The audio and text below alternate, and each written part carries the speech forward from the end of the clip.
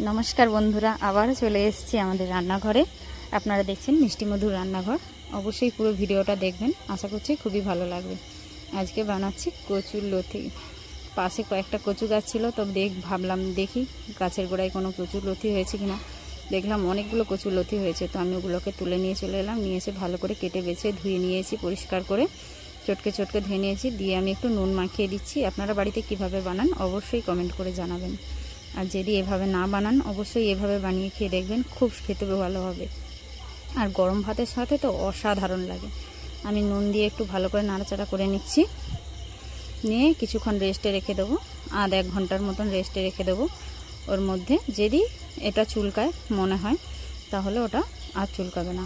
নুন দিয়ে ভেজিয়ে রেখেছিলাম কিছুক্ষণ, তারপর আমি ওটাকে কড়ার মধ্যে ভাপিয়ে নিচ্ছি। একটু ভাপিয়ে নেবো, খুব বেশি ভাপাবো না, হালকা একটু ভাপিয়ে নিচ্ছি। দেখুন সামান্য একটু জার উঠে গেলে আমি ওটাকে ছেঁকে নিচ্ছি। আমি কিন্তু আর নুন দিইনি, সামান্য একটু হলুদ দিয়ে কড়ায় ওটাকে আমি হালকাভাবে ভাপিয়ে নিয়ে তুলে নিচ্ছি, ঝেড়ে নিয়েছি। দেখুন কত সুন্দর, এখনও ভালোভাবে সেদ্ধ হয়নি, হালকা একটুখানি ভাব উঠে গেছে।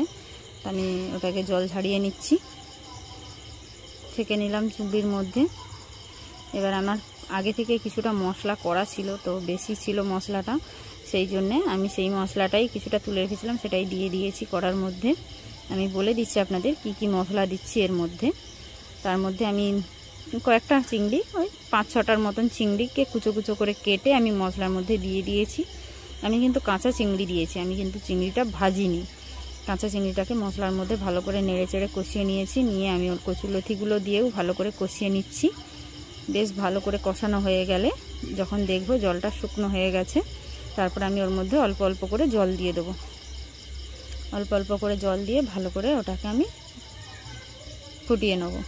আপনারা ঢাকা দিয়েও ফোটাতে পারেন, এমনি রেখেও ফোটাতে পারেন। আমি ঢাকা দিইনি, কারণ এটা হতে খুব বেশি সময় লাগে না, সামান্য একটু সময় লাগে, একটুখানি ভালোভাবে ফুটিয়ে নিলেই হয়ে যায়।